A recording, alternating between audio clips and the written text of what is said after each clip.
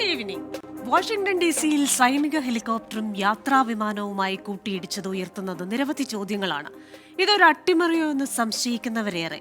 Land ചെയ്യുന്നതിന് തൊട്ടു മുൻപാണ് വിമാനം ഹെലികോപ്റ്ററുമായി കൂട്ടിയിടിച്ച് രണ്ടായി പിളർന്ന് തണുത്തുറഞ്ഞ പോട്ടോമാക് നദിയിലേക്ക് പതിച്ചത്. വിമാനം കൂട്ടിയിടിക്കുന്നത് തടയുന്നതിനുള്ള സംവിധാനങ്ങളുള്ള യാത്രാ വിമാനം എങ്ങനെയാണ് ഇത്തരമൊരു അപകടത്തിൽപ്പെട്ടത്? അതീവ സുരക്ഷയുള്ള അമേരിക്കൻ തലസ്ഥാനത്തെ പ്രധാനപ്പെട്ടൊരു വിമാനത്താവളത്തിലാണ് ഈ സംഭവമെന്നതും അതിശയിപ്പിക്കുന്നു. സമൂഹ മാധ്യമങ്ങളിൽ പലരും കുറിക്കുന്ന വിവരങ്ങൾ ഭയപ്പെടുത്തുന്നതാണ്. വിമാനയാത്രക്കാരുടെ വിവരങ്ങൾ പുറത്തുവിടണമെന്നും ആവശ്യമുണ്ട്. പ്രസിഡന്റ് ട്രംപും വിമർശനവുമായി എത്തി. ഹെലികോപ്റ്റർ എങ്ങനെ പാസഞ്ചർ വിമാനത്തിന്റെ റൂട്ടിലെത്തി? 64 പേരുടെ ജീവനെടുത്ത അപകടം മനഃപൂർവ്വം സൃഷ്ടിച്ചതെന്ന് വിശ്വസിക്കുന്നവർ പെരുകുന്നു. നൂറ്റാണ്ടിനിടെ അമേരിക്കയിലുണ്ടായ ഏറ്റവും വലിയ വിമാനാപകടത്തിന് പിന്നിൽ എന്തെന്നാണ് American dialogue powered by heads ന്യൂയോർക്കും ഈ വാരം ചിന്തിക്കുന്നത്. അപകടം അട്ടിമറിയും.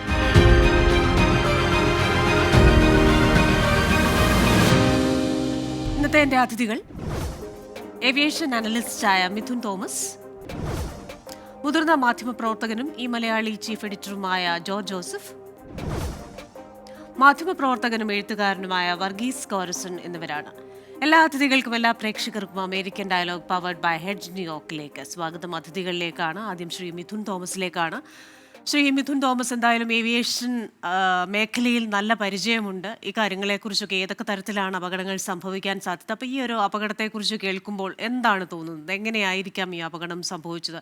ഇത്തരത്തിൽ ഒരു സൈനിക ഹെലികോപ്റ്റർ വരുന്നു, വിമാനം കാണുന്നു, വിമാനമാണല്ലോ വരുന്നത് എന്ന് പറയുന്നു, അപകടം സംഭവിക്കുന്നു, രണ്ടായി പിളർന്ന വിമാനം നദിയിലേക്ക് പതിക്കുന്നു. എന്താണ് ഈ അപകടത്തിന് കാരണമെന്ന് കരുതുന്നു? പ്രധാനമായും 3 കാരണങ്ങളാണ് നമ്മുടെ മനസ്സിലേക്ക് വരുന്നത്. ഏറ്റവും പ്രധാനപ്പെട്ട കാരണം എന്ന് പറയുന്നത് ഈ ഹെലികോപ്റ്ററിന്റെ പാത എന്ന് പറയുന്നത്. കാരണം റേഗൻ എയർപോർട്ട് DC-യിലെ ഏറ്റവും കൂടുതൽ സേഫ്റ്റി, അതായത് ഏറ്റവും കൂടുതൽ സെക്യൂർ ആയിട്ടുള്ള 2 ബിൽഡിങ്ങൾ അമേരിക്കയിലെ പെന്റഗണും അതോടൊപ്പം തന്നെ വാഷിംഗ്ടണിലെ നമ്മുടെ വൈറ്റ് ഹൗസും ഇതോടൊപ്പം തന്നെ വൈസ് പ്രസിഡന്റ് ഹൗസും എല്ലാം ഇരിക്കുന്ന 30 മൈലിനകത്താണ് ഈ പറയുന്ന DC എയർപോർട്ടും അതോടൊപ്പം തന്നെ ഈ പറയുന്ന ബിൽഡിങ്ങുകളും. അപ്പൊ സെക്യൂർ ആയിട്ടുള്ള ഒരു പാത്തിൽ കൂടിയാണ് ഈ പറയുന്ന ഹെലികോപ്റ്റർ പോകേണ്ടത്. ഈ ഹെലികോപ്റ്ററിന്റെ പാതയിലേക്ക് നമ്മുടെ ഈ പറയുന്ന അമേരിക്കൻ ഈഗിൾ, അതായത് അമേരിക്കൻ എയർലൈൻസിന്റെ സബ്സിഡറി ആയിട്ടുള്ള PCയുടെ 5384 എന്നുള്ള വിജിറ്റ് എന്ന ഫ്ലൈറ്റ് വന്നിടിക്കുകയായിരുന്നു. നമ്മൾ വീഡിയോയിൽ കാണുന്നുണ്ട്. അതായത് ഈ പറയുന്ന helicopter black spark military aircraft പുറകെ നിന്ന് ഇടിക്കുകയായിരുന്നു. 3 കാരണങ്ങളാണ് പ്രധാനപ്പെട്ടമായി നമുക്ക് ഇനീഷ്യലി പറയാൻ സാധിക്കുന്നത്. NTSBയുടെ റിപ്പോർട്ട് വരാൻ കിടക്കുന്നേ ഉള്ളൂ. ഒരുപക്ഷെ ഇടക്കാല റിപ്പോർട്ട് ഉടൻ തന്നെ വരുന്നതായിരിക്കും. പക്ഷേ മെയിൻ 3 കാരണങ്ങൾ, അതായത് ഹെലികോപ്റ്റർ 200 മീറ്ററിലായിരുന്നു പറക്കേണ്ടിരുന്നത്. ഒരു കാരണവശാലും അവർ 375 മീറ്ററിലാണ് ഈ അപകടം നടന്നിരിക്കുന്നത്. ഒരു കാരണവശാലും പോകാൻ പാടില്ല. Why it went to 375? അതാണ് NTSBയുടെ ആദ്യമായിട്ടുള്ള അന്വേഷണം. എന്തുകൊണ്ട് 375 പോയപ്പോൾ ATC എന്തുകൊണ്ട് അലേർട്ട് ചെയ്തില്ല? ATC എന്ന് പറയുന്ന അവിടെ ഷോർട്ട് മാൻ പവറിലാണ് വർക്ക് ചെയ്യുന്നത് അറിയാൻ കഴിഞ്ഞിരിക്കുന്നത്. 4 പേര് ജോലി 2 പേര് ചെയ്യുന്നു. സ്വാഭാവികമാണ്, ഉണ്ടായിരിക്കാം. പക്ഷേ എന്നിരുന്നാൽ പോലും എന്തുകൊണ്ട് ATC ഹെലികോപ്റ്ററിനെ അറിയിച്ചില്ല? ഒന്നാമത്തെ കാര്യം. രണ്ടാമത്തെ കാര്യം എന്ന് പറയുന്നത് ഈ പറയുന്ന ഈ അമേരിക്കൻ ഈഗിൾ PCA ജെറ്റ് വന്നുകൊണ്ടിരിക്കുകയാണ് അടുത്തേക്ക്. എന്തുകൊണ്ട് അലേർട്ട് ചെയ്തില്ല? 2 വട്ടം അലേർട്ട് ചെയ്തതായി കാണുന്നുണ്ട്, പക്ഷേ ഒരു പ്രിസൈസ് ഇൻഫർമേഷൻസ് ഒരിക്കലും പാസ് ചെയ്തതായി കാണുന്നില്ല ഈ ട്രാഫിക് കൺട്രോൾ ആരോട്? ഹെലികോപ്റ്ററിനോട്. ഈ പറയുന്ന ജെറ്റും അതോടൊപ്പം തന്നെ ഹെലികോപ്റ്ററും 2 ഫ്രീക്വൻസിയിലാണ് സംസാരിക്കുന്നത്. അപ്പൊ അതുകൊണ്ട് തന്നെ 2 പേർക്കും പരസ്പരം കേൾക്കാൻ പറ്റില്ല അവരുടെ സംസാരം. അതൊരു മെയിൻ രണ്ടാമത്തെ കാരണം. മൂന്നാമത്തെ മെയിൻ കാരണം എന്ന് പറയുന്നത് helicopter was in A short man power, അതായത് മിനിമം ക്രൂവിലാണ് പോയത്. 4 പേര് മിനിമം വേണം. ഇതേപോലുള്ള നൈറ്റിൽ ബിസി ആയിട്ടുള്ള കോറിഡോർ ഫ്ലൈ ചെയ്യുമ്പോൾ 4 പേര് മിനിമം വേണം. പക്ഷെ ഷോർട്ട് മാൻ പവറിലാണ് പോയത്. 3 മെയിൻ കാരണങ്ങളാണ് അനാലിസിസ് ഇനീഷ്യൽ നമുക്ക് മനസ്സിലാകുന്നത്. ഫുൾ റിപ്പോർട്ട് നമുക്ക് പ്രതീക്ഷിക്കാം അടുത്ത് തന്നെ. ശരി, ശ്രീ ജോർജ് ജോസഫ്, അങ്ങയുടെ ഒരു അഭിപ്രായം എന്താണ്? ഏത് രീതിയിലായിരിക്കാം ഈ അപകടം സംഭവിച്ചത്? അതൊരു സ്വാഭാവികമായി ഉണ്ടായ അപകടമാണോ? ഈ പറയുന്നത് പോലെയുള്ള മാൻ പവറിന്റെ കുറവ്, ചില മറ്റു പരിമിതികൾ, ഇതൊക്കെ കൊണ്ട് സ്വാഭാവികമായി ഉണ്ടായ ഒരു അപകടമാകാമോ? അതോ ഇതിലൊരു അട്ടിമറി സാധ്യതയുണ്ടോ? അട്ടിമറി സാധ്യതയെ പറ്റി നമുക്കൊരു ആളുകളുടെ ഊഹാപോഹങ്ങൾ മാത്രമേ ഉള്ളൂ. പ്രത്യേകിച്ച് കേരളത്തിലും ഇന്ത്യയിലുമൊക്കെ ആളുകൾ എന്ത് കണ്ടാലും ഈ അമേരിക്കയെ പറ്റിയൊക്കെ വരുന്ന റിപ്പോർട്ടുകൾ കണ്ട് ഞങ്ങളൊക്കെ തന്നെ മൂക്കത്ത് വിരൽ വെച്ച് പോവുകയാണ്. ഇവിടെ എന്തൊക്കെയോ ഭയങ്കരമായിട്ട് സംഭവിക്കുന്നു എന്നുള്ള രീതിയിൽ. ഇക്കാര്യത്തിൽ അട്ടിമറിയെ പറ്റി നമുക്ക് പറയാൻ പറ്റില്ല. ഇനി അട്ടിമറി ആണെന്നും അല്ലെന്നും പറയാനുള്ള എക്സ്പെർട്ടൈസ് നമുക്ക് ആർക്കുമില്ല. അപ്പം അതുപാടെ നമുക്ക് പറയാവുന്ന ഒരു കാര്യം, ഇങ്ങനെയുള്ള അപകടങ്ങൾ ഉണ്ടാവും. നമ്മൾ എത്ര ശ്രദ്ധിച്ചാലും അപകടങ്ങൾ എങ്ങനെയാണെങ്കിലും ഉണ്ടാവില്ല എന്ന് നമ്മൾ പറഞ്ഞാലും. അപ്പൊ ഇവിടെ സംഭവിച്ചിരിക്കുന്ന കാര്യം രാത്രിയാണ്. കാഴ്ച കാഴ്ച വളരെ കുറവാണ്. അതാണ് വളരെ എക്സ്പീരിയൻസ് ആയിട്ടുള്ള പൈലറ്റുമാർ പറഞ്ഞിരിക്കുന്നത്. അപ്പോൾ ഇറങ്ങാൻ പോകുന്ന വിമാനം തീർച്ചയായിട്ടും ഫോക്കസ് ചെയ്യുന്നത് ഇറങ്ങുന്ന ആ റൺവേയും ആ പാത്താണ് അവർ ഫോക്കസ് ചെയ്യുന്നത്. അപ്പൊ അതിന്റെ ഇടയ്ക്ക് വേറൊരു ഹെലികോപ്റ്റർ അങ്ങോട്ട് വരുന്നു എന്നുള്ളത് അവരത്ര ശ്രദ്ധിച്ചു ഒന്നും വരില്ല. അപ്പൊ ഹെലികോപ്റ്റർ എന്തുകൊണ്ട് അങ്ങോട്ട് പിന്നെ ഈ വഴി മാറിപ്പോയി എന്നുള്ളതാണ് നമുക്ക് അറിയില്ലാത്ത കാര്യം. അപ്പൊ അതില് മാൻ പവറിന്റെ പ്രശ്നം പറയുന്നുണ്ട്. ഹെലികോപ്റ്ററിൽ കുറവായിരുന്നു, 4 പേര് വേണ്ട അടുത്ത് 3 ആയിരുന്നു. ATSയിൽ 2 പേര് ചെയ്യേണ്ട ജോലി ഒരാളായിരുന്നു ചെയ്തിരുന്നത്. ഇങ്ങനെയുള്ള പ്രശ്നങ്ങളുണ്ട്. പക്ഷെ ഇങ്ങനെയൊക്കെയുള്ള പ്രശ്നങ്ങളെ അതിജീവിച്ചും ഇതിനു മുമ്പും ഫ്ലൈറ്റ്സ് ഉണ്ടായിരുന്നു. ഇപ്രാവശ്യം മാത്രം എന്തുകൊണ്ട് ഇത് സംഭവിച്ചു എന്നാണ് നമുക്ക് അറിയേണ്ടിയിരിക്കുന്നത്. എന്തായാലും ഇത് വിമാനയാത്ര ഇപ്പം നമ്മളെയൊക്കെ ഏറെ പേടിപ്പിക്കുന്ന ഒരു കാര്യമാണ്. ഈ അമേരിക്കൻ മലയാളികൾ ധാരാളമായിട്ടൊക്കെ വിമാനയാത്ര ചെയ്യുന്ന ആളുകളാണ്. ദൂരേക്കും അടുത്തും ഒക്കെ പലപ്പോഴും ചെയ്യുന്നതാണ്. അപ്പം നമ്മളൊക്കെ വളരെ പ്രതീക്ഷയോട് വിമാനം ഇറങ്ങാൻ പോകുന്നു എന്ന് പറയുമ്പം ഇപ്പം അവിടെ തന്നെ കാത്തിരുന്ന ആ ഇന്ത്യക്കാരി സ്ത്രീ ഞാൻ 20 മിനിറ്റിനകം ഇറങ്ങാൻ പോകുന്നു, ഭർത്താവ് പിന്നെ ഞാൻ എത്തുന്നെന്നും പറഞ്ഞ് മറുപടിയും കൊടുക്കുന്നു. പക്ഷേ തിരിച്ച് അവിടെ ചെല്ലുമ്പോഴത്തേക്ക് സംഭവിക്കുന്ന വേറൊന്നാണ്. അപ്പൊ ഇങ്ങനെയൊക്കെയുള്ള ഖേദകരമായ കാര്യങ്ങൾ വരുമ്പോൾ നമ്മുടെ എല്ലാം മനസ്സിനെ ഉലയ്ക്കുന്ന ഒരു കാര്യമാണ് ഇത് സംഭവിച്ചിരിക്കുന്നത്. അപ്പൊ അതിന്റെ പിന്നിലേക്ക് കോൺസ്പിറസി തിയറികൾ ഇങ്ങനെ ധാരാളമായിട്ട് വരും. പക്ഷേ അത് അധികൃതര് അതിന് ഒരു ആധികാരികത നൽകുന്നത് വരെ നമുക്ക് അതിനെപ്പറ്റി ഉറപ്പ് പറയാനായിട്ട് പറ്റാത്തൊരു അവസ്ഥയുണ്ട് താനും. എന്തായാലും ഇത് വളരെ ദുഃഖകരമായി പോയി. ഇനി അതിന് പുറമെയാണ് പിറ്റേ ദിവസം ഫിലഡൽഫിയയിൽ ഒരു അപകടം ഉണ്ടായത്. 6 പേര് മരിച്ചു. അത് മെക്സിക്കൻ നാഷണൽസ് ആണ്. അവര് ഒരു കുട്ടിയെ കൊണ്ട് വന്നതാണ്, കുട്ടിയെ ചികിത്സിക്കാനായിട്ട് വന്നതാണ്. ആ കുട്ടിയുടെ ചികിത്സ കഴിഞ്ഞ് അവർ തിരിച്ചു പോവുകയാണ് പ്രൈവറ്റ് ജെറ്റിൽ. അപ്പൊ ആ ജെറ്റിലുണ്ടായിരുന്ന 6 പേരും മരിച്ചു. താഴെ അത് വീണ് കത്തി ഒരാളും മരിച്ചു. അപ്പം 7 പേര് മരിച്ചു. അപ്പൊ ഇങ്ങനെയുള്ള തീർച്ചയായിട്ടും അപകടങ്ങൾ മാത്രമാണ് നമുക്ക് വിശ്വസിക്കാനാണ് ഞാൻ ആഗ്രഹിക്കുന്നത്. കാരണം ഇത് നമ്മൾ എത്ര ശ്രദ്ധിച്ചാലും അപകടങ്ങൾ ഉണ്ടാവും എന്ന് തന്നെയാണ് കരുതേണ്ടിയിരിക്കുന്നത്. അതിനപ്പുറം ഇതിനൊരു കോൺസ്പിറസി ഉണ്ടോ എന്ന് അറിയേണ്ടിയിരിക്കുന്നു. കാരണം ഈ ബ്ലാക്ക് ഹോക്ക് സൈനിക ഹെലികോപ്റ്ററാണ്. ഇപ്പൊ അതിൻ്റെ അകത്ത് 3 പേരുണ്ടായിരുന്നു. അതിലൊരു വനിതയായിരുന്നു. ആ വനിതയുടെ പേര് പെന്റഗണും പുറത്തു വിടുന്നില്ല. അപ്പം വീട്ടുകാർ പറഞ്ഞിട്ടുണ്ട് അത് പേര് പുറത്തു വിടരുതെന്ന്. അപ്പൊ വനിതകളും അല്ലെങ്കിൽ ഈ DEI ഡൈവേഴ്സിറ്റി, ഇക്വിറ്റി, ഇൻക്ലൂഷൻ എന്നുള്ള പരിപാടിയൊക്കെ കൊണ്ടാണ് ഇങ്ങനെയുള്ള അപകടങ്ങൾ ഉണ്ടായതെന്നാണ് പ്രസിഡന്റ് ട്രംപ് പറയുന്നത്. അപ്പൊ അങ്ങനെ ക്വാളിഫൈഡ് അല്ലാത്ത ആളുകളെയൊക്കെ എടുക്കുന്നത് കൊണ്ടാണ് അപകടങ്ങളൊക്കെ ഉണ്ടാകുന്നത് എന്ന് പറഞ്ഞാൽ ഇതിനൊരു പൊളിറ്റിസൈസ് ചെയ്യുകയാണ് ചെയ്തത്. ഈ സംഭവം ഉണ്ടായ ഉടനെ തന്നെ പ്രസിഡന്റ് സാമാന്യ നിലയിൽ സാന്ത്വനിപ്പിക്കുന്നതിന് ഒരു ഫാദർ ഫിഗർ ആകേണ്ടതിന് പകരം ഒരു പൊളിറ്റിസൈസ് ചെയ്യുന്ന ഒരു അവസ്ഥയാണ് വന്നതെന്നാണ് ഇന്നിപ്പം ന്യൂയോർക്ക് ടൈംസിലൊക്കെ റിപ്പോർട്ട് കണ്ടത്. പലയിടത്തും വിമർശനം കണ്ടത്. ഇതിനെ നേരത്തെയുള്ള ആളുകൾ, ക്വാളിഫൈഡ് അല്ലാത്ത ആളുകളെയൊക്കെ എടുത്തു, അതുകൊണ്ടാണ് ഇത് സംഭവിച്ചത്. അല്ലെ ആവശ്യത്തിനുള്ള ആളുകളെ എടുത്തില്ല. അപ്പൊ ഇങ്ങനെയുള്ള അവസരങ്ങളിൽ ഇങ്ങനെയുള്ളൊരു കലാമിറ്റി ഉണ്ടാകുമ്പോൾ അതിനോടൊരു ഒരു ഫാദർലി അപ്രോച്ച് അല്ല ഉണ്ടായത് എന്നാണ് പരക്കെ വിമർശനം വന്നിരിക്കുന്നത്. അപ്പൊ ഈ അപകടം നടന്നു, അപകടം പൊളിറ്റിസൈസ് ചെയ്യപ്പെടുകയും ചെയ്തു. അങ്ങനെ 2 ദുരന്തങ്ങളാണ് ഒരേ സമയത്ത് ഉണ്ടായിരിക്കുന്നത്. അപ്പൊ ഇതിന്റെ ഒരു ഫാൾ ഔട്ട് നമ്മുടെ അമേരിക്കൻ ഇപ്പോഴത്തെ സാഹചര്യം നമ്മൾ കാണുന്ന പോലെ ആ പൊളിറ്റിക്കൽ 2 ചേരിയായിട്ട് നിൽക്കുന്ന ഒരു അവസ്ഥയാണ് നമ്മൾ കാണുന്നതും. എന്തായാലും ഇതൊരു അപകടമാണെന്ന് വിശ്വസിക്കാനാണ് ഞാൻ ആഗ്രഹിക്കുന്നത്. ഇനി അതങ്ങനെ അല്ല എന്ന് നമുക്കിനി തെളിയിക്കപ്പെടേണ്ടിയിരിക്കുന്നു. ഇപ്പൊ 9/11 പറ്റി തന്നെ പറയുന്നത് എത്രയോ കോൺസ്പിറസി തിയറീസ് ഉണ്ട്.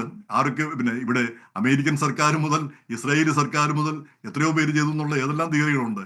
പക്ഷെ അവയൊന്നും തെളിയിക്കപ്പെട്ടിട്ടില്ല. തെളിയിക്കപ്പെടാത്ത കാലത്തോളം നമുക്കത് വിശ്വസിക്കാനും ബുദ്ധിമുട്ട്. അതുകൊണ്ട് തന്നെ ഇതൊരു അപകടമായിരിക്കണം എന്ന് തന്നെയാണ് ഉറപ്പായിട്ടും ഞാനും വിശ്വസിക്കുന്നത്. ശരി, ശ്രീ വർഗീസ് കോരസൻ, നിരവധി വിമാനാപകടങ്ങളെക്കുറിച്ച് നമ്മൾ കേട്ടിട്ടുണ്ട്. ഇപ്പം അമേരിക്കയിലാണെങ്കിൽ പോലും കഴിഞ്ഞ വർഷം അടക്കം ചെറിയ വിമാന അപകടങ്ങളൊക്കെ ഉണ്ടായിട്ടുണ്ട്. പക്ഷേ ഈ ഒരു വിമാനാപകടം സോഷ്യൽ മീഡിയ ഇത്രയേറെ ചർച്ച ചെയ്യുന്നു. അവർ പല ചോദ്യങ്ങളും ഉന്നയിക്കുന്നു. ഇതൊരു അട്ടിമറിയാണോ എന്ന ചോദ്യം ഉയർത്തുന്നു. അതേപോലെ തന്നെ യാത്രക്കാരുടെ വിവരങ്ങൾ പുറത്തുവിടണം, ഈ യാത്രക്കാരിൽ ആരെയെങ്കിലും ആക്രമിക്കാനായിരുന്നോ ഇത്തരത്തിലുള്ള ശ്രമം എന്ന ചോദ്യങ്ങളൊക്കെ വരുന്നു. അപ്പോൾ എന്തുകൊണ്ടായിരിക്കാം ഇത് ഇത്രയധികം ചർച്ചയാകുന്നത്? എന്തുകൊണ്ടായിരിക്കാം ഇതൊരു അട്ടിമറി ശ്രമമാണോ എന്ന് ആളുകൾ ചോദിക്കുന്നത്? ഈ സംഭവം നടന്നത് അമേരിക്കയുടെ ഹൃദയഭാഗത്ത് തന്നെയാണ്. അത് റീഗൻ ഇന്റർനാഷണൽ എയർപോർട്ട് എന്ന് പറയുന്നത് പെന്റഗണും US ഏറ്റവും സ്ഥിരാകേന്ദ്രമായ ഒരു ഏരിയയിലാണ് ഈ അപകടം നടന്നിരിക്കുന്നത്. അതുകൊണ്ട് തന്നെ ലോകത്തെല്ലായിടത്തും ഇതൊരു ചർച്ചാ വിഷയമാണ്. അപ്പോൾ പെട്ടെന്ന് ഈ വാർത്ത കേൾക്കുമ്പോൾ ഇതിന്റെ പുറകിൽ ഒരു കോൺസ്പിറസി അല്ലെങ്കിൽ ഒരു അപകടത്തിന് മുകളിൽ ഒരു ചതി ഉണ്ട് എന്നൊരു സംശയം സാധാരണഗതിയിൽ ഉണ്ടാകാം. പക്ഷെ എന്തായാലും അതിനെപ്പറ്റിയുള്ള വിലയിരുത്തൽ പൂർണ്ണമായിട്ടും അറിയണമെങ്കിൽ 1 വർഷമെങ്കിലും എടുക്കുമെന്നാണ് തോന്നുന്നത്. കാരണം ഇപ്പോഴത്തെ സ്റ്റാൻഡേർഡ് അനുസരിച്ചിട്ട്. കാരണം പെട്ടെന്നുള്ള ഒരു വിവരണം കിട്ടുമെങ്കിലും അതിൽ നിന്ന് അതിന്റെ ഭാഗികമായിട്ടുള്ള കാര്യങ്ങൾ മാത്രമേ ഉടനെ കിട്ടുകയുള്ളൂ. പക്ഷെ അതിന്റെ കംപ്ലീറ്റ് ഇൻവെസ്റ്റിഗേഷൻ ഒക്കെ കഴിഞ്ഞ റിപ്പോർട്ട് വേണമെങ്കിൽ ഒരുപക്ഷെ ഒരു വർഷമെങ്കിലും എടുക്കുമായിരിക്കും. എന്തായാലും ഈ അപകടം വളരെ പ്രയാസം പിടിച്ച ഒരു ബുദ്ധിമുട്ട് അമേരിക്കയിൽ ലോകത്ത് മുഴുവനും ഉണ്ടാക്കിയിട്ടുണ്ട്. കാരണം എപ്പോഴും ആൾക്കാർ നിരന്തരം യാത്ര ചെയ്യുന്ന 3 എയർപോർട്ടുകളാണ്. ഒന്ന് എനിക്കൊന്ന് ഈ സ്ലോട്ട് സിസ്റ്റത്തിലാണ് പിന്നെ ഇവിടെ റീഗൻ എയർപോർട്ടിൽ വർക്ക് ചെയ്യുന്നത്. കാരണം ഒരു ദിവസം 350 മുതൽ 400 ഫ്ലൈറ്റ് വരെ ലാൻഡ് ചെയ്യുകയും ടേക്ക് ഓഫ് ചെയ്യുകയും ചെയ്യുന്ന ഒരു എയർപോർട്ടാണ്. വളരെ ബിസി ആയിട്ടുള്ള എയർപോർട്ടാണ്. അങ്ങനത്തെ 2 സ്ലോട്ട് സിസ്റ്റത്തിൽ വർക്ക് ചെയ്യുന്ന എയർപോർട്ടുകൾ JFKയും ലഗ്വാഡിയയും പിന്നെ റീഗൻ എയർപോർട്ടുമാണെന്നാണ് പറയുന്നത്. അപ്പൊ അവർക്കൊരു സ്ലോട്ട് കൊടുത്തിട്ടുണ്ട്. അപ്പൊ ആ സ്ലോട്ട് അനുസരിച്ചാണ് അവരുടെ നമ്പർ ഓഫ് ഫ്ലൈറ്റ്സ് ലാൻഡ് ചെയ്യാനായിട്ട് അനുവദിക്കുന്നത്. പക്ഷെ ഈ US കോൺഗ്രസിനകത്തു നിന്നുള്ള ഒരു പ്രശ്നം ഉണ്ടായിരുന്നു. അവര് ഈ സ്ലോട്ട് കൂട്ടാനായിട്ടുള്ള ശ്രമം ഉണ്ടായി. കാരണം അവർക്ക് പെട്ടെന്ന് തീരുമാനങ്ങളൊക്കെ എടുത്തിട്ട് അവർക്ക് പറന്നു പോകാൻ വേണ്ടിയിട്ട് ഈ റീഗൻ എയർപോർട്ടിലെ നമ്പർ ഓഫ് ഫ്ലൈറ്റ്സ് കൂട്ടണമെന്ന് പറഞ്ഞ് US സെനറ്റിൽ കോൺഗ്രസിൽ എല്ലാ തവണയും ഇതുപോലുള്ള ചില വാഗ്വാദങ്ങൾ ഉണ്ടാകാറുണ്ടായിരുന്നു. ഈ അഡീഷണൽ ആയിട്ട് ഒരു 50 സ്ലോട്ട് കൂടെ ഈയിടെ അനുവദിച്ചു. അത് തുടങ്ങിയിട്ടില്ല. ഇത് ക്രൗഡ് ആകുമ്പം അന്ന് ഏവിയേഷൻ ഡിപ്പാർട്ട്മെന്റ് പറഞ്ഞത് ഇങ്ങനെയുള്ള കൊളീഷൻ ഉണ്ടാകാനുള്ള സാധ്യതയുണ്ട്, അപകടങ്ങൾ ഉണ്ടാകാനുള്ള സാധ്യതയുണ്ട് എന്നുള്ള കാര്യം കോൺഗ്രസിൽ വ്യക്തമാക്കിയാണ്. പക്ഷേ ഇത് വീണ്ടും അവിടുത്തെ എയർ ട്രാഫിക് കൂട്ടാനുള്ള ശ്രമമാണ് ലോക്കലായിട്ട് ഉണ്ടായിട്ടുള്ളത്. അപ്പൊ അത് പൊളിറ്റിക്സിന്റെ ഒരു ഭാഗമായിരിക്കും. സ്ലോട്ട് സിസ്റ്റത്തിൽ കൂടെ കൂടുതൽ വിമാനങ്ങൾ അവിടെ എത്തിക്കുക എന്നുള്ളതല്ല. എന്നാൽ അതിന് പകരം ഒരു ഓൾട്ടർനേറ്റീവ് ആയിട്ടുള്ള ഒരു പുതിയ എയർപോർട്ട് ഉണ്ടാക്കുകയോ അല്ലെങ്കിൽ ഈ മിലിറ്ററി എയർപോർട്ട് ഇത് കമ്പൈൻ ചെയ്ത് സിവിലിയൻ എയർപോർട്ടുമായിട്ട് മിക്സ് ചെയ്യാതെ വേറെ ഏതെങ്കിലും രീതിയിൽ അത് അഡ്ജസ്റ്റ് ചെയ്യുമോ, ആ ഒരു രീതിയിലുള്ള ക്രമീകരണങ്ങളൊന്നും ഇതുവരെ ചെയ്തിട്ടില്ല. എന്തായാലും അത് ഈ അമേരിക്കയിലെ ഇന്നത്തെ സാധ്യതകൾ വെച്ച് നോക്കുമ്പോൾ ഏവിയേഷൻ ഒരു ഗോൾഡ് സ്റ്റാൻഡേർഡ് തന്നെ കീപ്പ് ചെയ്ത് ഇവിടെ ക്വാളിഫൈഡ് അല്ലാത്ത ആൾക്കാരെ ഒന്നും എയർ ട്രാഫിക് കൺട്രോളിൽ ഒരിക്കലും വെക്കുമെന്ന് തോന്നില്ല ഇന്നത്തെ സ്റ്റാൻഡേർഡ് അനുസരിച്ചിട്ട്. അപ്പോൾ അതിനെപ്പറ്റിയുള്ള രാഷ്ട്രീയമായിട്ടുള്ള മുതലെടുപ്പും അത് പൊളിറ്റിക്സ് സംസാരിക്കുന്നത് ഒരു ബ്ലെയിം ഗെയിമാണ് പ്രസിഡന്റ് ട്രംപ് പുറത്തെടുത്തത്. അത് വളരെയധികം വിനാശകരമാണ്. ഈ അപകടത്തെക്കാട്ട് ഏറ്റവും കൂടുതൽ വലിയൊരു അപകടമാണ് പ്രസിഡന്റിന്റെ വായിന്ന് വന്നിട്ടുള്ള വിഷയം. ഡിവേഴ്സിറ്റി, ഇക്വിറ്റി, ഇൻക്ലൂഷൻ എന്ന് പറയുന്ന ഒരു സംവിധാനം 1964 മുതൽ സിവിൽ റൈറ്റ്സ് ലോയിൽ ആഡ് ചെയ്തിട്ടുള്ള കാര്യമാണ്. അപ്പോൾ അത് ഒരിക്കലും ഈ ക്വാളിഫൈഡ് ആയിട്ടല്ലാത്ത ഒരാളെ ഇതുപോലുള്ള കൺട്രോൾ സിസ്റ്റത്തിലൊക്കെ ഒന്നും ഇതുവരെ കൊണ്ടുവരാനായിട്ടുള്ള സാധ്യതകളില്ല. അപ്പം ഇതൊരു അപകടം ആണെന്നുള്ള രീതിയിൽ തന്നെയാണ് ഞാനും ഇത് വിലയിരുത്തുന്നത്. ഒരിക്കലും ഇതിനെ ഡീമോളറൈസ് ചെയ്യാൻ ഈ വർക്ക് ചെയ്യുന്ന ആൾക്കാർ, സിവിൽ ഏവിയേഷനിൽ വളരെ പങ്ക്ച്വലായിട്ട് വർക്ക് ചെയ്യുന്ന ആൾക്കാരുണ്ട്, ഫെഡറൽ എംപ്ലോയീസ് ഉണ്ട്. അവരെ ഒരിക്കലും ഡീമോറലൈസ് ചെയ്യാതെ അവർക്ക് കൂടുതൽ ഉത്തരവാദിത്തത്തോടെ ജോലി ചെയ്യാനുള്ള സാഹചര്യം ഉണ്ടാക്കി കൊടുക്കുകയാണ് ഇന്നത്തെ അഡ്മിനിസ്ട്രേഷൻ ചെയ്യേണ്ടത്. അതാണ് ഇപ്പോൾ നടക്കാത്തത്. അങ്ങോട്ടുള്ള ബ്ലെയിം ഗെയിം അവസാനിപ്പിച്ചുകൊണ്ട് എന്തുകൊണ്ട് ഈ എയർ ട്രാഫിക് സിസ്റ്റത്തെ കുറെ കൂടെ മെച്ചമാക്കാം എന്നുള്ള രീതിയിലാണ് ചിന്തിക്കേണ്ടത്. ശരി. ശ്രീ മിഥുൻ തോമസ്, ശതകോടീശ്വരനും ഈ ഹെഡ്ജ് ഫണ്ട് മാനേജറുമായിട്ടുള്ള ബിൽ അക്മാൻ്റെ ഒരു എക്സ് പോസ്റ്റ് വന്നിരുന്നു. അപ്പോൾ അദ്ദേഹം അതിൽ പറഞ്ഞിരിക്കുന്നത് ഇത്രയധികം സെൻസറുകളും മുന്നറിയിപ്പ് ഉപകരണങ്ങളുമുള്ള അതീവ സുരക്ഷ ഉള്ള മിലിറ്ററി ഹെലികോപ്റ്റർ അതെങ്ങനെയാണ് ഒരു യാത്രാ വിമാനവുമായി കൂട്ടിയിടിക്കുന്നത്, അല്ലെങ്കിൽ യാത്രാ വിമാനത്തിൻ്റെ പാതയിലേക്ക് പോകുന്നത്? ഈ കമൻറ്റ് ഒരു രാഷ്ട്രീയക്കാരനല്ല, ഒരു സാധാരണ വ്യക്തി അല്ലെങ്കിൽ ഒരു ശതകോടീശ്വരൻ ആണ് പറഞ്ഞത്. പക്ഷെ പറഞ്ഞതിന് ശേഷം അദ്ദേഹം ആ കമൻറ്റ് ഡിലീറ്റ് ചെയ്യുകയും ചെയ്തു. അപ്പോൾ അദ്ദേഹത്തിൻ്റെ ആ ഒരു കമൻറ്റിന് എന്ത് പ്രസക്തിയാണുള്ളത്? അത് ഒരു ചോദ്യമല്ലേ? ഇത്രയധികം സുരക്ഷയുള്ള ഒരു മിലിറ്ററി വിമാനം അതെങ്ങനെ ഇത്തരത്തിൽ ഒരു പ്രാദേശിക വിമാനത്തെ ഇടിക്കാനിടയായി? ഇതിലേക്ക് നമുക്ക് പുറകിലേക്ക് പോകേണ്ടി വരും. കാരണം ഈ ഒരു ഹെലികോപ്റ്ററിന്റെ ഒരു പാത എന്താണ് ആക്ച്വലി ഹെലികോപ്റ്റർ ചെയ്തിരുന്നത്? കാരണം ഫസ്റ്റ് ഒരു ക്രാഷ് വന്നപ്പോൾ ഞാൻ ആലോചിച്ചത് ഇത്രയും ബിസി ആയിട്ടുള്ള DC എയർപോർട്ടിന്റെ ഒരു എയർ സ്പേസിൽ ഈ പറഞ്ഞ ബ്ലാക്ക് സ്പോട്ട് മിലിറ്ററി എയർക്രാഫ്റ്റ് എന്താണ് അവരുടെ action? What are they trying to do? അതിലേക്ക് പോകണമെങ്കിൽ ഇവരുടെ ഒരു റുട്ടീൻ ഒരു പ്രൊഫഷൻസി ചെക്കാണ് നടക്കുന്നത്. അതായത് ഈ എയർക്രാഫ്റ്റിന്റെ മെയിൻ, അതായത് ഈ ഹെലികോപ്റ്ററിന്റെ ഒരു ഒബ്ജക്റ്റീവ് എന്ന് പറയുന്നത് 9/11 ശേഷം അമേരിക്കയിൽ പെന്റഗണിലോ അല്ലെങ്കിൽ വാഷിംഗ്ടണിലോ മറ്റേ നമ്മുടെ വൈറ്റ് ഹൗസിലോ എന്തെങ്കിലും ഒരു ആക്രമണം ഉണ്ടായിക്കഴിഞ്ഞാൽ ഉടനടി സെക്രട്ടറിമാരെയും അതോടൊപ്പം തന്നെ സെനറ്റേഴ്സിനെയും അതുപോലെ കോൺഗ്രസ്മാരെയും അവിടുന്ന് പെട്ടെന്ന് ഒഴിപ്പിക്കുക. അതാണ് ഈ പറയുന്ന ബ്ലാക്ക് സ്ക്വാ ഹെലികോപ്റ്ററിന്റെ ഉദ്യമം. അപ്പോൾ അവരെന്താണ് അവിടെ ചെയ്തുകൊണ്ടിരുന്നത്? They were doing a proficiency check. അതായത് എന്താ പറയുന്ന മിടുക്കനായിട്ടുള്ള ഒരു ക്യാപ്റ്റൻ ആയിരുന്നു ഈ പറയുന്ന ബ്ലാക്ക് സ്ക്വാഡിന്റെ അന്നത്തെ കമാൻഡർ. അദ്ദേഹം 1000 മണിക്കൂർ ഫ്ലൈ ചെയ്ത ചെക്ക് പൈലറ്റ് ആണ്. അദ്ദേഹം ഫസ്റ്റ് ഓഫീസർ ആയിട്ടുള്ള, അതായത് ഈ പേര് വെളിപ്പെടുത്താത്ത ഈ പറയുന്ന ഫീമെയിൽ ഫസ്റ്റ് ഓഫീസറിന്റെ പ്രൊഫഷൻസി ചെക്ക് ആയിരുന്നു. അതായത് അവർക്ക് നൈറ്റിൽ ലാൻഡ് ചെയ്യാനായിട്ട് ഈ പറയുന്ന ഫസ്റ്റ് ഓഫീസർ എങ്ങനെ ഈ പറയുന്ന മനൂവറിങ് ചെയ്യും എന്ന് പറയുന്ന ഒരു ഉദ്യമമായിരുന്നു അവർക്ക് നടക്കുന്നത്. ഈ ജനങ്ങൾക്ക് സംശയം തോന്നാനുള്ള മെയിൻ കാരണം അട്ടിമറി എന്ന് നമ്മൾ നോക്കുമ്പോൾ വീഡിയോയിൽ കാണാൻ പറ്റും. പുറകിലേക്ക് ചെന്ന് ഇടിക്കുകയാണ്. അതായത് ഹെഡ് ഓൺ കൊളീഷൻ അല്ല അവിടെ നടക്കുന്നത്. അതായത് ഈ പറയുന്ന CRJയുടെ ടെയിലിൽ പോയിട്ട് ഇടിക്കുകയാണ് ഈ പറയുന്ന ബ്ലാക്ക് സ്ക്വാക്ക്. അതിൽ വേറെ സംശയം വരാനുള്ള മെയിൻ കാരണം എന്ന് പറയുന്നത് എയർ ട്രാഫിക് കൺട്രോളറുടെ 2 വട്ടം ഈ പറയുന്ന ബ്ലാക്ക് സ്ക്വാക്കിനെ അവരെ അറിയിച്ചു, do you have CRJ in sight. അതായത് കാരണം അവർക്ക് മോണിറ്ററിൽ കാണാം ഈ പറയുന്ന 2 എയർക്രാഫ്റ്റുകളും കമ്മിങ് വെരി ക്ലോസ്. അപ്പോൾ ഈ പറയുന്ന മിലിറ്ററി എയർക്രാഫ്റ്റിന്റെ ക്യാപ്റ്റൻ റെസ്പോൺസ് കൊടുത്തു, yes we can see in sight and we will make visual distance. അതായത് ഞങ്ങൾക്ക് കാണാം, ഞങ്ങൾ ഈ പറയുന്ന ഡിസ്റ്റൻസ് കീപ്പ് ചെയ്തോളാം എന്ന് അദ്ദേഹം വാക്ക് കൊടുത്തു. 2 മിനിറ്റിന് ശേഷം വീണ്ടും ദേ കമ്മിങ് വെരി ക്ലോസ്. അപ്പോഴാണ് വീണ്ടും ഈ പറയുന്ന ATC കൺട്രോൾ അലേർട്ട് ചെയ്തു, you guys coming very close.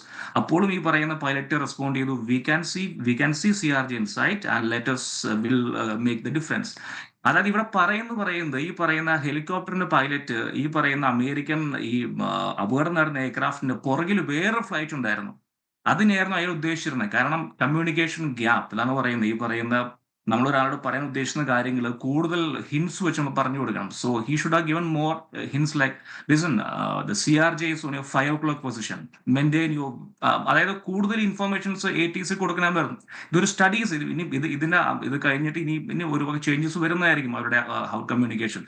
അപ്പോൾ ഈ പറഞ്ഞ 2 വട്ടം ഈ പറയുന്ന പൈലറ്റ് പറഞ്ഞിരിക്കുന്നു we can see aircraft in sight, still നമുക്ക് കാണാൻ സാധിക്കുന്നത് നേരെ കൊണ്ടുപോയി ഇടിക്കുകയാണ് ഈ പറയുന്ന ടെയിൽ എൻഡിൽ.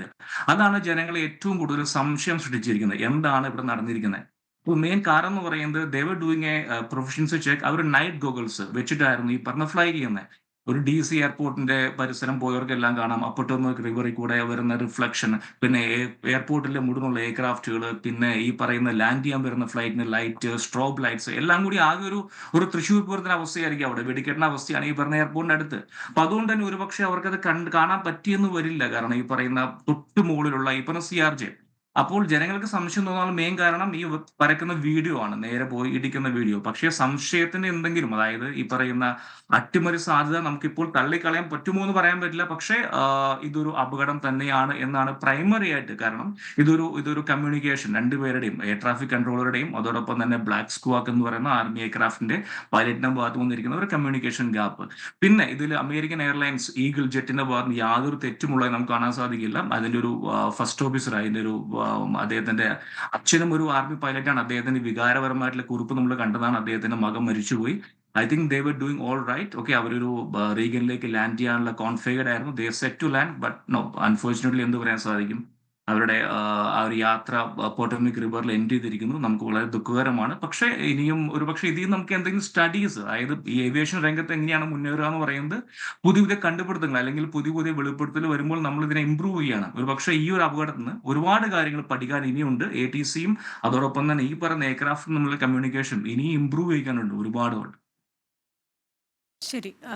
ശ്രീ ജോർജ് ജോസഫ് ഇപ്പോൾ ഒരു ഏവിയേഷൻ എക്സ്പേർട്ടാണ് ഈ വിവരങ്ങൾ പറഞ്ഞത്. പക്ഷേ അങ്ങനെ പറയുമ്പോൾ തന്നെയും ഇന്ന പ്രശ്നങ്ങൾ ഉണ്ടാവാം, ഇന്ന പരിമിതികൾ ഉണ്ടാകും, അതുകൊണ്ട് അത് സംഭവിച്ച ഒരു അപകടമാകാം എന്ന് പറയുമ്പോഴും ഈ ഒരു ഗൂഢാലോചന സിദ്ധാന്തം അഥവാ കോൺസ്പിറസി തിയറിക്ക് തുടക്കമിടുന്നത് ട്രംപ് തന്നെയാണ്. അദ്ദേഹത്തിൻ്റെ ട്രൂത്ത് സോഷ്യലിൽ അദ്ദേഹം കുറിക്കുന്നത് ഇതൊരു ക്ലിയർ നൈറ്റ് ആയിരുന്നു, വളരെ വ്യക്തമായ ഒരു രാത്രിയായിരുന്നു, എന്തിനീ ഹെലികോപ്റ്റർ മുകളിലേക്ക് പോകാതെ താഴേക്ക് പോകാതെ മുകളിലേക്ക് പോയി എന്ന് ചോദ്യമൊക്കെ അദ്ദേഹം ഉന്നയിക്കുന്നുണ്ട്. അതുപോലെ വിമാനം കണ്ടോ എന്ന് ചോദിക്കുന്നതിന് പകരം എന്താണ് ചെയ്യേണ്ടതെന്നല്ലേ എന്നൊക്കെയുള്ള ചോദ്യങ്ങളിലൂടെ സാധാരണ ജനങ്ങളിലേക്ക് ഇതൊരു അട്ടിമറിയാണോ എന്ന ആ ഒരു സംശയം ഉയർത്തിവിട്ടത് അമേരിക്കയുടെ പ്രസിഡന്റ് തന്നെയാണ്. അപ്പോൾ ഈ ട്രംപിന്റെ നടപടി ഒരു രാഷ്ട്രീയ നടപടി എന്നതിലുപരി ഒരു എടുത്തുചാട്ടം, അത്തരത്തിലൊരു എടുത്തുചാട്ടം അമേരിക്കയ്ക്ക് ലോക രാജ്യങ്ങളുടെ മുൻപിൽ നൽകുന്ന ഒരു ഇമേജ് എന്തായിരിക്കും? പ്രസിഡന്റിന്റെ ഭാഗത്ത് നിന്ന് അട്ടിമറി എന്നുള്ള രീതിയിലല്ല പ്രസിഡന്റ് സംസാരിച്ചത്. പ്രസിഡന്റ് അത് ഉപയോഗിച്ചത് അദ്ദേഹത്തിന് മുമ്പ് ഭരിച്ചിരുന്ന ആളുകളെ, മുമ്പുള്ള പ്രസിഡന്റുമാരെ ആക്ഷേപിക്കാൻ വേണ്ടി അത് ഉപയോഗിച്ചു എന്ന് മാത്രമേ ഉള്ളൂ. ഒരു അട്ടിമറി എന്നുള്ള രീതി പ്രസിഡന്റ് പറഞ്ഞിട്ട് തന്നെ ഇല്ല. ആപ്പാടെ ഉള്ളി പറഞ്ഞിട്ട് പിന്നെ ക്ലിയർ സ്കൈ ആയിരുന്നു, പിന്നെ ക്ലിയർ നൈറ്റ് ആയിരുന്നു. ആ നൈറ്റിൽ പിന്നെ മറ്റേ വിമാനം വരുന്ന ബ്ലേസിംഗ് ലൈറ്റുമായിട്ട് അവർ വരുന്നുണ്ട്, അത് കാണാമായിരുന്നു. പിന്നെ എന്തിനാണ് ഈ ഹെലികോപ്റ്റർ പിന്നെ തിരിഞ്ഞു പോയതെന്നാണ് അദ്ദേഹം ചോദിച്ചത്. അപ്പൊ അത് പിന്നെ ആ ഒരു സന്ദേഹം ഇപ്പം മിഥുൻ പറഞ്ഞ പോലെ തന്നെ ഈ വിമാനം കണ്ടോ എന്ന് ചോദിക്കുമ്പോൾ ATC ചോദിക്കുന്നു, നിങ്ങൾ വിമാനം കണ്ടോ, CR ജെറ്റ് കണ്ടോ എന്ന് ചോദിക്കുമ്പോൾ കണ്ടു. പക്ഷെ ഇവർ കാണുന്നത് അതിന് പുറകിലുള്ള വിമാനത്തെ ആയിരിക്കും കാണുന്നത്. അങ്ങനെയുള്ള ഒരു അബദ്ധമായിരിക്കാം ഇവിടെ സംഭവിച്ചിരിക്കുന്നത് എന്നാണ് നമ്മൾ മനസ്സിലാക്കേണ്ടിയിരിക്കുന്നത്. ഇപ്പം ഈ ഹഡ്സൺ റിവറിൽ ആ വിമാനം ഇറക്കി ആ പൈലറ്റ് തന്നെ പറഞ്ഞത്, ഈ രാത്രിയിൽ അത് ഗോഗിൾസ് വെച്ച് പോകുമ്പോൾ, നൈറ്റ് വിഷൻ വെച്ച് പോകുമ്പോൾ ഇവർ കാണുന്നത് ശരിക്കുള്ള കാഴ്ചകളല്ല കാണുന്നത്. ഇവരെ ഈ ഒരുപാട് ലൈറ്റുകളും എല്ലാം കാണുമ്പോഴത്തേക്ക് തെറ്റിദ്ധരിക്കപ്പെടും. അപ്പൊ അങ്ങനെയുള്ള ഒരു തെറ്റിദ്ധാരണ ആയിരിക്കാം ഒരുപക്ഷെ ഇതിന്റെ പിന്നിൽ നിന്നാണ് കണക്കാക്കേണ്ടിയിരിക്കുന്നത്. പക്ഷേ പ്രസിഡന്റ് ഇങ്ങനെയൊക്കെ പറഞ്ഞപ്പം അതിനൊരു കോൺസ്പിറസി തിയറിയുടെ ഒരു ഛായ വന്നു എന്ന് മാത്രം. പക്ഷെ പ്രസിഡന്റ് കോൺസ്പിറസി, ഇങ്ങനെ ഒരു അട്ടിമറിയോ അങ്ങനെയുള്ള ഒരു കാര്യത്തെ പറ്റി പറഞ്ഞതേ ഇല്ല. ആപ്പാടെ പറഞ്ഞത് ക്വാളിഫൈഡ് ഇല്ലാത്ത ആളുകളെ മുൻ ഭരണാധികാരികളുടെ മുൻ പ്രസിഡന്റുമാരൊക്കെ നിയമിച്ചു, അതുകൊണ്ടൊക്കെ ഇങ്ങനെ സംഭവിക്കുന്നതാണ് എന്നുള്ള ഒരു ഇപ്പോഴത്തെ രാഷ്ട്രീയ കാലാവസ്ഥ വെച്ച് ഒരു പ്രസ്താവന നടത്തിയെന്നേ ഉള്ളൂ. അതുപോലെ തന്നെ അതിലെ വനിതാ പൈലറ്റിനെ പറ്റി പിന്നെ ഈ പിന്നെ വനിതാ പൈലറ്റിന്റെ പേര് പോലും വിടാനായിട്ട് അവർ മടിക്കുന്നു. കാരണം ഇനി അത് പിന്നെ ആ പൈലറ്റിന്റെ പേര് വന്നു കഴിഞ്ഞാൽ ഇനി അവർ വല്ല ബ്ലാക്കോ വല്ലതും ആണെങ്കിൽ പറയുകയും വേണ്ട, പിന്നെ ആക്ഷേപങ്ങൾ പിന്നെയും ഉണ്ടാവും. അപ്പൊ അങ്ങനത്തെ ഒരു അവസ്ഥ, അങ്ങനത്തെ ഒരു കാലാവസ്ഥ ഈ കുറച്ച് ദിവസമായിട്ട് നമുക്കിവിടെ അമേരിക്കയിലുണ്ട്. എല്ലാ കാര്യത്തെയും പൊളിറ്റിക്സിന്റെ കണ്ണിലൂടെ കാണുന്നു, അല്ലെങ്കിൽ ഈ പിന്നെ DEI ഡൈവേഴ്സിറ്റി ഇക്വിറ്റി അതിന്റെ കണ്ണിലൂടെ കാണുന്നു. അങ്ങനെയുള്ള ഒരു അവസ്ഥയുണ്ട്. അപ്പൊ അതിന്റെ ഒരു ഭാഗമായിട്ടാണ് ഈ കോൺസ്പിറസി തിയറിയൊക്കെ വരുന്നതെന്നാണ് ഞാൻ മനസ്സിലാക്കുന്നത്. പിന്നെ അപകടങ്ങളെ പറ്റി പറയുമ്പോൾ ഞാൻ ആദ്യം പറഞ്ഞ പോലെ തന്നെ അപകടങ്ങൾ നമ്മൾ എത്ര ശ്രദ്ധിച്ചാലും ആരൊക്കെ ശ്രദ്ധിച്ചാലും അപകടങ്ങൾ ഉണ്ടായിക്കൊണ്ടിരിക്കും. അത് ആർക്കുണ്ടാവും, എവിടെ ഉണ്ടാവും എന്ന് മാത്രം നമുക്ക് അറിഞ്ഞുകൂടാന്ന് മാത്രം. എന്തുകൊണ്ടുണ്ടാകുന്നു നമുക്ക് പിന്നീട് തിരിഞ്ഞു നോക്കുമ്പോൾ അയ്യോ അത് അങ്ങനെ ചെയ്തിരുന്നെങ്കിൽ ഇങ്ങനെ ആകുമായിരുന്നു, അത് ശരിയാണ്, പക്ഷെ അന്നേരം അങ്ങനെ ചെയ്യാൻ പറ്റിയില്ല എന്നുള്ളതാണ് പിന്നെ പലപ്പോഴും ഉള്ള കാര്യം. പ്രത്യേകിച്ച് ഈ DC പോലെ ഒരു സ്ഥലത്ത് ഏറ്റവും സെക്യൂരിറ്റിയുടെ ഏറ്റവും ഉയർന്ന തലത്തിലുള്ള സെക്യൂരിറ്റിയാണ് അവിടെ ഉള്ളത്. അപ്പൊ അങ്ങനെയുള്ള ഒരു സ്ഥലത്ത് ഒരു അട്ടിമറി നടക്കുക എന്നുള്ളത് എളുപ്പമുള്ള കാര്യമല്ല. ഇപ്പം നമുക്കറിയാം മലേഷ്യൻ എയർലൈൻസിന്റെ വിമാനം പോയി കടലിൽ പോയി വീണിട്ട് 8 വർഷമോ എത്രയോ ആയി, ഇതുവരെ ആർക്കും അറിഞ്ഞുകൂടാ അത് എന്തുകൊണ്ടാണ് സംഭവിച്ചതെന്ന്. ഇപ്പോഴത്തെ നമ്മുടെ തിയറി എന്താ, അത് പൈലറ്റ് കൊണ്ടുപോയി ഇടിച്ച് തകർത്ത് പിന്നെ കടലിലേക്ക് കൊണ്ടുപോയി പിന്നെ ഇടിച്ചു താഴ്ത്തുകയായിരുന്നെന്നാണ് നമ്മളിപ്പോ കരുതുന്നത്, ഇപ്പൊ പൊതുവെ കരുതപ്പെടുന്നത്. അപ്പം അങ്ങനെ വല്ല സംഭവങ്ങളൊക്കെ ഉണ്ടെങ്കിൽ നമുക്ക് പറയാനും പറ്റില്ല. വ്യക്തിപരമായിട്ടുള്ള കാര്യങ്ങൾ, കഞ്ചാവ് അടിച്ചിട്ടാകാം, അല്ലെങ്കിൽ കള്ളു കുടിച്ചിട്ടാകാം, അങ്ങനെയൊക്കെ വരാം. എന്നല്ലാതെ ഒരു അട്ടിമറി സാധ്യതയെപ്പറ്റി നമുക്ക് ഇന്നവരെ അങ്ങനെ ഒരു ധാരണ കേട്ടിട്ടില്ല, ഇതുവരെ കേട്ടിട്ടില്ല, നമുക്കൊട്ട് പറയാനും പറ്റില്ല. അതിനെപ്പറ്റിയുള്ള ഒരു വൈദഗ്ധ്യം നമുക്ക് ഒട്ടില്ലാതാനും.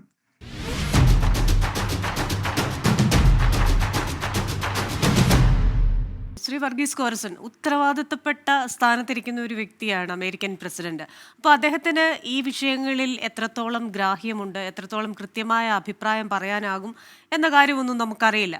പക്ഷെ എന്നിരുന്നാൽ പോലും ഇത്തരത്തിലുള്ള ഒരു സ്റ്റേറ്റ്മെന്റ് നടത്തുന്നതിലൂടെ, നിരുത്തരവാദപരമായ ഒരു പരാമർശമെന്ന് പലരും വിലയിരുത്തുന്നതിലൂടെ പല സാധാരണ ജനങ്ങളെയും ഇത് ഈ പറയുന്നത് പോലെ ട്രംപ് അതൊരു ഗൂഢാലോചനയാണെന്ന് പറഞ്ഞിട്ടില്ലെങ്കിൽ പോലും ഇത്രയും ക്ലിയർ ആയിട്ടുള്ള ഒരു സ്കൈ ഉള്ള ഒരു ദിവസം ഇതെങ്ങനെ സംഭവിച്ചു എന്ന ചോദ്യത്തിലൂടെയൊക്കെ തൻ്റെ ഉദ്യോഗസ്ഥരെ തന്നെയാണെങ്കിലും സംശയ നിഴലിൽ നിർത്തുക. തുടർന്ന് ഈ സോഷ്യൽ മീഡിയയിലുള്ള ചർച്ചകളിൽ ഈ വിമാനത്തിലൊരു VIP യാത്രക്കാരനെ അല്ലെങ്കിൽ യാത്രക്കാരിയെ കയറ്റിയിരുന്നോ, എന്താണ് ഈ യാത്രക്കാരുടെ ഡീറ്റെയിൽസ് എന്നൊക്കെ ചോദിക്കുന്ന നിലയിലേക്ക് എത്തി. അപ്പോൾ അത്തരത്തിലുള്ള ട്രംപിന്റെ ഒരു പരാമർശം ഇത്രയും സുരക്ഷയുള്ള ഒരു രാജ്യം എന്ന നിലയിൽ മറ്റ് രാജ്യങ്ങൾ നോക്കിക്കൊണ്ടിരിക്കുന്ന അമേരിക്കയ്ക്ക് അത് എന്തായിരിക്കാം, എങ്ങനെയായിരിക്കും മറ്റ് രാജ്യങ്ങൾ അതിനെ വിലയിരുത്തുന്നത്? ഈ ട്രംപിന്റെ പരാമർശം എത്രത്തോളം ഈ ഒരു ചിന്താഗതിക്ക് ആക്കം കൂട്ടിയിട്ടുണ്ട്? നോക്കൂ, ട്രംപിന്റെ ഓരോ ദിവസത്തെയും തുടക്കം പുതിയ ഒരു വഴിത്തിരിവാണ് ലോകത്തിന് കൊടുക്കുന്നത്. കാരണം പുതിയ പുതിയ സംഭവങ്ങളും പുതിയ പുതിയ തിയറികളും പുതിയ പുതിയ ആശയങ്ങളുമായിട്ടാണ് അദ്ദേഹം ഓരോ ദിവസവും തുടങ്ങുന്നത്. അപ്പോൾ ഇന്നത്തെ വിഷയം വിമാന അപകടമാണെങ്കിൽ അതിനകത്ത് നിന്ന് എന്ത് രാഷ്ട്രീയമായിട്ടുള്ള ഒരു മുതലെടുപ്പ് നടത്താം എന്നുള്ള രീതിയിൽ വളരെ ഒരു ചീപ്പായിട്ടുള്ള പൊളിറ്റിക്സ് ആണ് പ്രസിഡന്റ് മുമ്പോട്ട് വെച്ചത് എന്ന് എനിക്ക് തോന്നുന്നു. കാരണം അദ്ദേഹം ഒരിക്കലും അങ്ങനെ പറയാൻ പാടില്ലായിരുന്നു. ഇപ്പൊ ജോർജ് ജോസഫ് പറഞ്ഞ പോലെ തന്നെ ഒരു അപകടം, ഒരു നാഷണൽ കലാമിറ്റി ഉണ്ടാകുമ്പോൾ എല്ലാവരും വളരെയധികം വിഷമിക്കുന്ന ഒരു സമയമാണ്.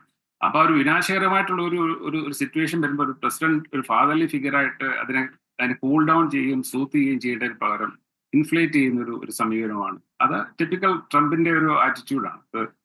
അതുപോലെ ആ സമയം തന്നെ ഇതിനകത്ത് ഇൻവോൾവ് ചെയ്ത് എല്ലാവരെയും ഡീമോറലൈസ് ചെയ്യുന്ന ഒരു സിറ്റുവേഷൻ ഇവിടെ ഉണ്ട്. അത് ഒരു അദ്ദേഹം പറഞ്ഞത് മുൻപ് ഉള്ള പ്രസിഡന്റുമാര് ഒബാമയും ബൈഡനും ഏറ്റെടുത്ത ഇൻക്ലൂഷൻ ഇക്വിറ്റി എന്ന ആ പോളിസി, അതുകൊണ്ട് അത് അദ്ദേഹത്തിന്റെ സമയത്ത് അത് മാറ്റിയിരുന്നുവെന്നും അത് കഴിഞ്ഞിട്ട് ബൈഡൻ ഇത് വീണ്ടും അധികാരത്തിലെത്തിയപ്പോൾ വീണ്ടും പൂർവ്വസ്ഥിതിയിലേക്ക് മാറ്റി വീണ്ടും ആ രീതിയിൽ കൊണ്ടുവന്നു എന്നുള്ള പക്ക ഒരു രാഷ്ട്രീയ നിലപാടാണ് പറയുന്നത്. അതുകൊണ്ട് തന്നെ ഒത്തിരി പ്രശ്നങ്ങൾ ലോകത്ത് മുഴുവൻ ചർച്ച ചെയ്യാനായിട്ട് ഇടയായിട്ടുണ്ട്. അപ്പം എന്തായാലും ആക്ച്വൽ ഫോക്കസ് ഇപ്പൊ സിവിൽ ഏവിയേഷൻ ഡിപ്പാർട്ട്മെന്റിൽ ഇപ്പോൾ ചെയ്യുന്ന അപകടത്തെ തരണം ചെയ്യുന്ന ആ കുടുംബങ്ങളുടെ നീറുന്ന വേദനകളും ഈ ലോകം അമേരിക്ക മുഴുവൻ കണ്ണീരിലാർത്തിയ ഈ ഒരു അപകടത്തിൽ അതിന്റെ ആ ഭാഗം മാറ്റിയിട്ട് ഇപ്പൊ ചർച്ച ചെയ്യുന്നത് മുഴുവൻ ഇത് അപകടമാണോ എന്നുള്ളതാണ്. അതിന്റെ തിയറികളാണ്.